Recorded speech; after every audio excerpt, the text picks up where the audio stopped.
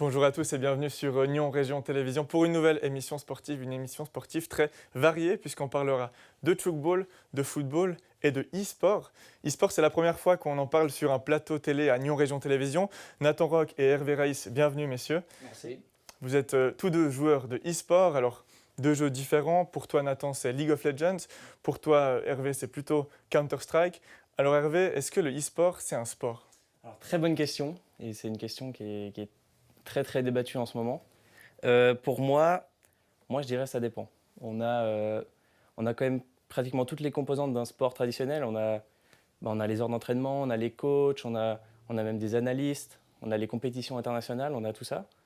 On a des joueurs qui sont définis comme professionnels et dans certains pays, aux États-Unis, qui sont considérés comme des athlètes. Mais il manque quand même la composante principale, c'est l'effort physique. On n'a pas d'effort physique, on va être franc, on n'a pas l'effort physique. Mais si on compare, si on dit que les sports, comme les activités comme le golf, les fléchettes, si on définit ça comme des sports, alors oui, on peut insérer l'e-sport là-dedans, ouais. Mais sinon, non. Puis toi Hervé, tu disais c'est pas un sport, mais on transpire quand même, hein, peut-être, quand on fait du sport, Nathan. Oui, tout à fait. C'est très compétitif, effectivement. Le stress déjà en compétition, il faut avoir un sacré mental aussi durant la compétition. Et c'est vrai qu'on ne s'en rend pas compte, mais c'est vrai que c'est une prise de conscience, un stress aussi qui est énorme, effectivement. Qu'est-ce qu'il faut pour être un bon joueur de e-sport, Nathan ? Je dirais un sacré mental, effectivement. Peu importe la partie, comment elle peut se dérouler, peu importe les situations durant la partie, je pense qu'un sacré mental, c'est nécessaire. Une bonne cohésion d'équipe aussi, et puis beaucoup d'entraînement, effectivement, Ouais, en équipe. parce que le e-sport, c'est pas seulement sa console, c'est pas seulement son ordi, c'est toute une équipe dans les jeux que vous pratiquez, par exemple à Counter-Strike. Oui, on est 5 joueurs, on a chacun un rôle différent. On a le rôle clé, c'est le capitaine, comme on appelle dans le jeu le in-game leader. C'est lui qui va gérer un peu toute la partie stratégie de l'équipe, qui va nous dire quoi faire à quel moment. Précisons juste que Counter-Strike, c'est un jeu de Oui. tir à la première personne, donc semblable à Call of Duty pour ceux Oui. qui jouent sur console. Et donc, tu me disais, c'est un jeu d'équipe, puisqu'on joue à 5 contre 5. Et d'ailleurs, c'est ce qui s'est passé ce week-end à la Polylan. Vous avez eu une grosse compète, les deux, d'ailleurs, c'est pour ça qu'on vous reçoit aujourd'hui, où vous avez dû performer en équipe. C'est ça. Nous, on a terminé 3e sur 24 équipes. On va pas dire inespéré, mais c'était une très bonne performance, on ne s'y attendait pas. À la base, on visait top 6. Top 6, c'était vraiment bien parce qu'on avait repéré déjà 4-5 équipes qui étaient vraiment très fortes. Et ouais, non, on est très, très, très content de cette 3e place. Un bon résultat pour Ouais. toi et ton équipe donc. Nathan, de ton côté, c'était le tournoi plutôt League of Legends. Il y avait plus d'équipes, 64 équipes, une 12e place. Pas tout à fait satisfait de cette place. Ouais, non, on a toujours l'habitude effectivement de faire une 8e place. Là, cette année, 12e effectivement, mais on est quand même satisfait effectivement de l'équipe, ce qu'elle a pu proposer. Et on va voir quelques images de League of Legends pour ceux qui ne connaissent pas le jeu. Et puis tu peux nous en parler. En quoi ça consiste, League of Legends ? Alors ça consiste déjà avec une draft. Donc les équipes commencent avec des bannissements de champions. Donc chaque joueur finalement a son personnage. Et au fur et à mesure, voilà, on va bannir ces champions, on va choisir les champions. Là, peut-être tu pourrais nous commenter quelques images. Donc, on a des pseudos qui s'affichent sur les personnages. Voilà. Est-ce qu'on te voit jouer là ? Alors oui, effectivement, c'est le personnage bleu, Oui. effectivement. Donc là, on est à 6 minutes de jeu à peu près. Et effectivement, voilà, ce qui va se passer là, c'est un gank justement d'un des joueurs de l'équipe ennemie.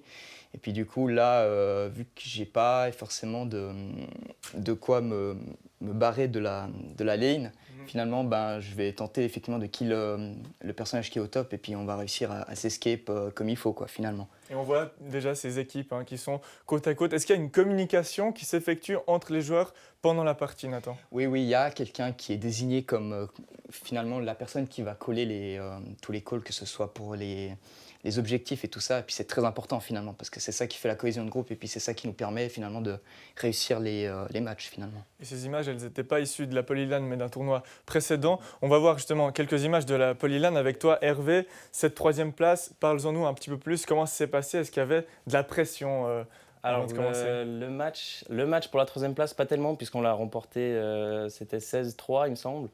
C'était plus le match qui précédait.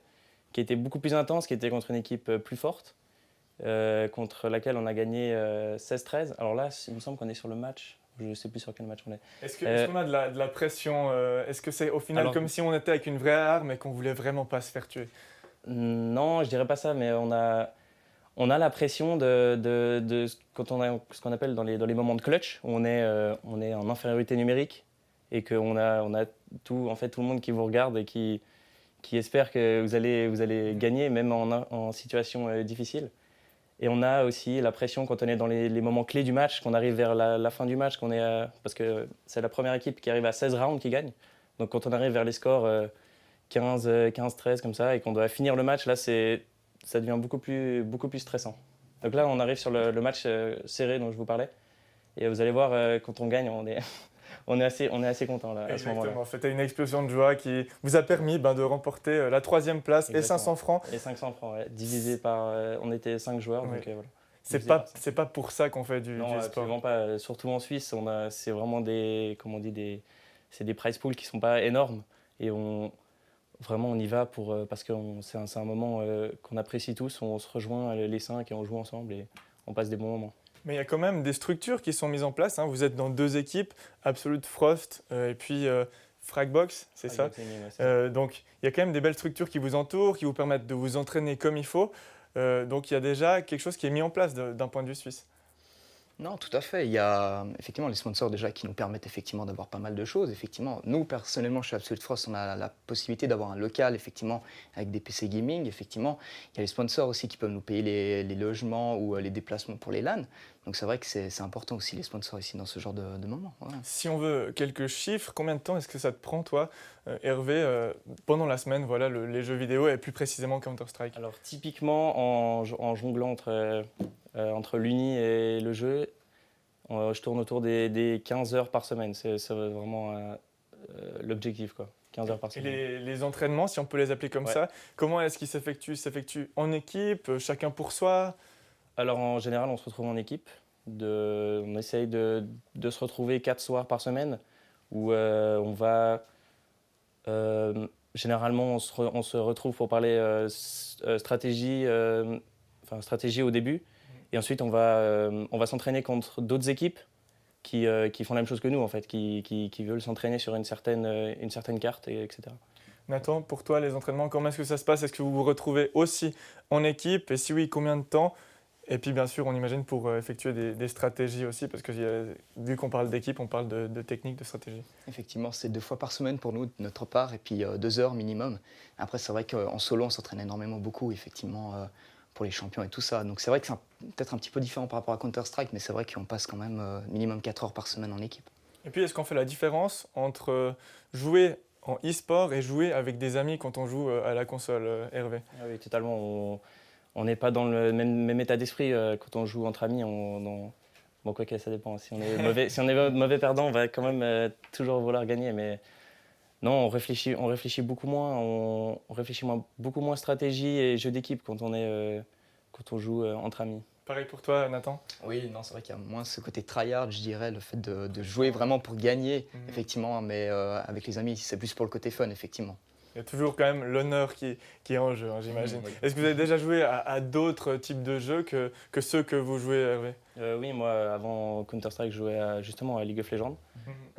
J'étais aussi en mode tryhard, on va dire, mais j'ai jamais eu d'équipe. Mais ouais, j'ai toujours joué en mode pour m'améliorer et être le meilleur possible. Ouais. Et toi, Nathan?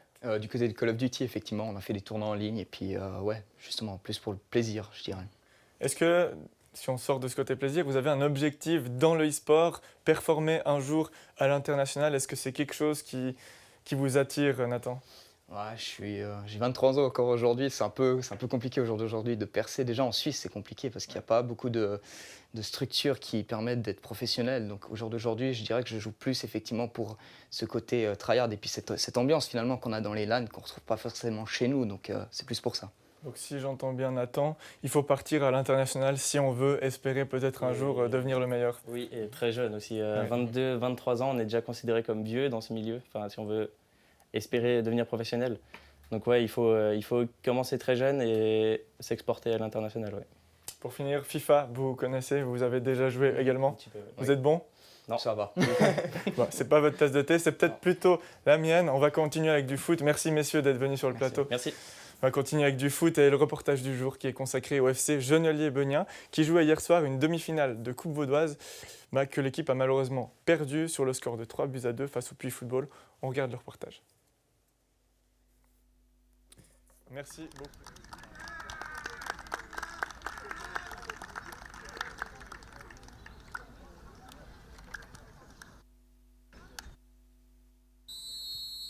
Nathan, Genolier-Beugnin a affronté aujourd'hui le Puy Football pour une demi-finale de Coupe Vaudoise, une place en finale et aussi une place en Coupe de Suisse. Une défaite malheureusement 3-2. Comment est-ce qu'on analyse cette rencontre? Je pense que dans l'impact dans le jeu au début du match, on est bien rentré. Après, au fur et à mesure du match, on a un peu baissé et eux, ils sont montés en puissance. Et ils ont été très opportunistes en première mi-temps, surtout, et nous moins. Et je pense ce qui a fait la différence, c'est justement cet impact dans le jeu et cette finition devant le but où on a peut-être un petit peu péché. Match très serré, un engagement de la part des deux équipes, ça se tenait beaucoup comme je l'ai déjà dit, ça s'est joué sur des détails, des petites choses. On a un poteau au début du match, on ne la met pas, après on court après le score, on revient.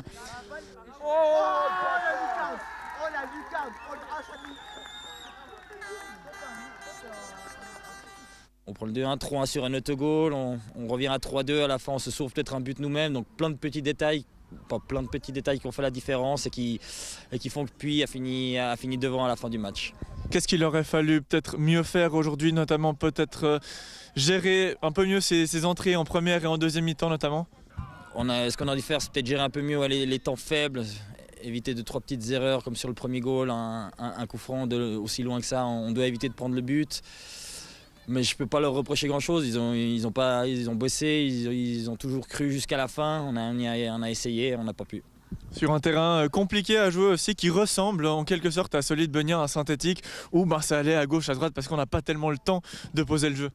Oui, exactement, c'est petit terrain, mais comme vous le dites, on a l'habitude avec Beugnin, donc c'est pas une excuse, mais c'est vrai que pour jouer au foot, c'est pas le plus évident, mais c'est pas l'excuse de ce soir en tout cas. En tout cas, grâce à ce terrain, il y a eu du spectacle, il y a eu des buts, et vous aurez peut-être même pu en mettre un ou deux de plus ce soir. On aurait voulu en tout cas, après ma foi c'est pas arrivé, dommage, et on remettra ça l'année prochaine. C'était quand même un match avec du spectacle et des buts, donc 3-2, où vous avez dû jouer avec vos armes, notamment aujourd'hui Julien Gemli, que vous avez essayé de chercher avec des longs ballons.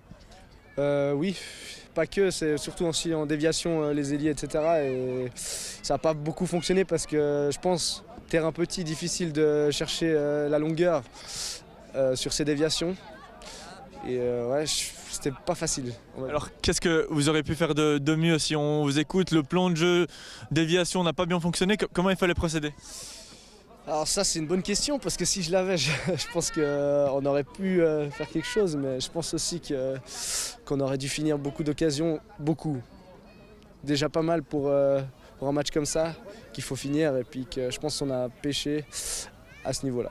Puis la déception, on imagine qu'elle est là parce que c'était quand même un objectif, cette Coupe Vaudoise. Maintenant, il y a le championnat et puis là, il faudra pas se rater. Oui, exactement. Ma foi, c'est une déception aujourd'hui. On va passer par-dessus. Ça arrive, ça fait partie du foot. Et, en effet, les finales, on doit y arriver. Il nous manque comptablement 3 points pour y arriver. Donc on n'a pas le droit à l'erreur et on se rattrapera sur les finales.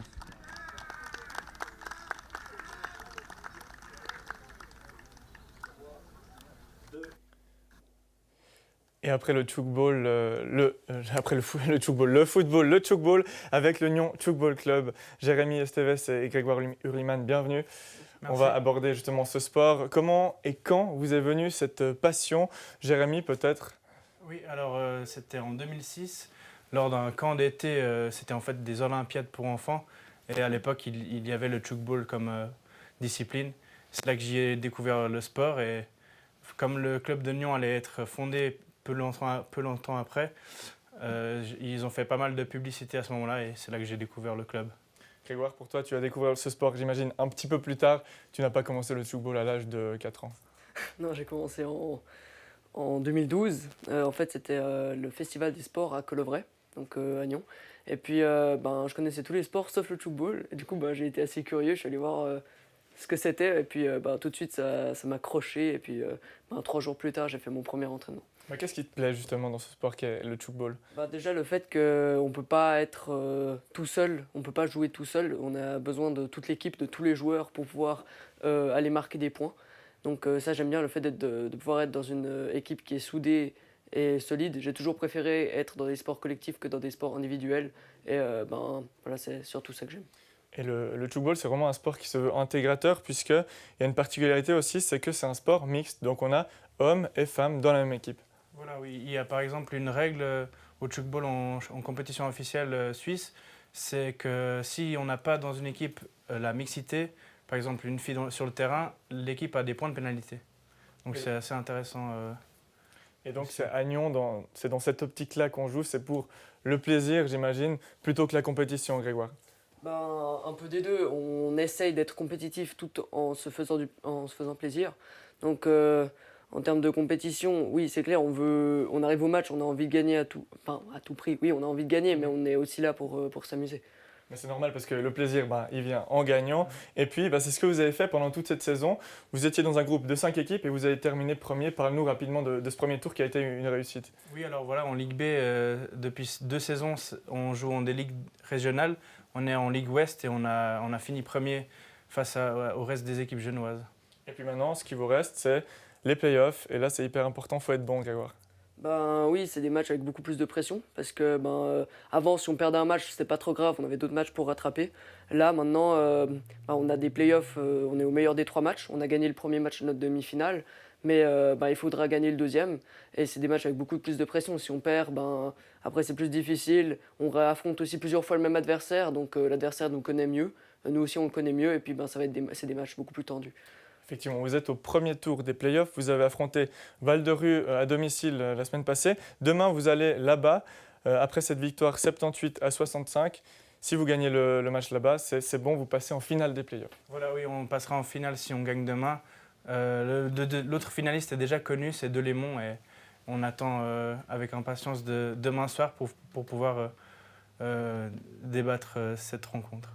Est-ce que c'était un objectif, arriver en finale des playoffs? Oui, alors depuis le début de la saison, atteindre la Liga, c'est un objectif. Et on est déjà arrivé à la première étape. On va espérer gagner demain soir. On va tout faire pour. En tout cas, c'est déjà on y va pas à pas. C'est déjà bien. Et puis, de ton côté, Grégoire, tu as aussi peut-être des objectifs personnels, puisqu'on sait que tu es en équipe suisse moins de 18 et que tu vas notamment partir à Singapour cet été. Le tchoukball, c'est un sport qui fait voyager. Quels sont tes objectifs d'un point de vue plus personnel? Tu n'as que 16 ans et tu as le temps de voir venir. Mon objectif personnel, je pense, c'est de profiter au maximum de ce qui se passe d'ici à cet été. Je pense déjà, il y a des grosses échéances au niveau du club.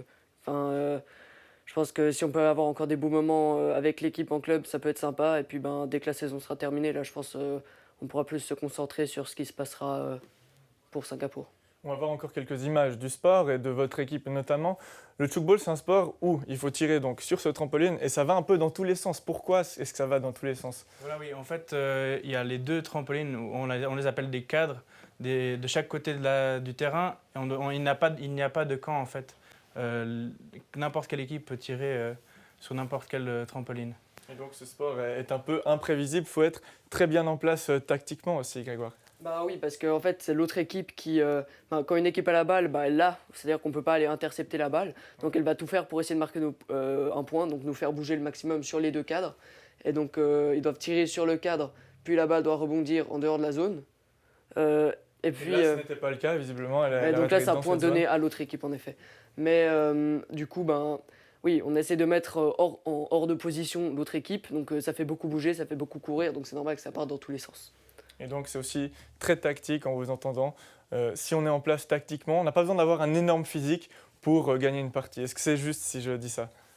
Pas forcément, oui, mais il faut quand même tenir les 60 minutes et être partout, surtout en deuxième zone quand l'autre équipe nous a fait bouger. Quelle est la qualité principale d'un tchouker? Que doit avoir un tchouker, Grégoire? Je pense le fait d'être bien intégré dans l'équipe, donc le fait de savoir comment ses équipiers jouent et d'être capable de modifier son jeu en fonction de ses équipiers. Parce que vu que c'est un sport très collectif, on a besoin de pouvoir jouer avec ses équipiers. Et puis, je pense que c'est une des qualités premières. Après, faut être capable, faut être plutôt explosif aussi, parce que il y a pas mal de changements de direction. Et puis le fait de voir sauter au-dessus de la zone, ça demande quand même une certaine hauteur aussi. Après, ça dépend peut-être aussi du poste. J'imagine que toi, Grégoire, tu n'auras pas les mêmes directives que Jérémy, qui joue peut-être un autre poste. Non, alors on joue les deux ailiers. Moi, je suis à gauche, lui, il est à droite.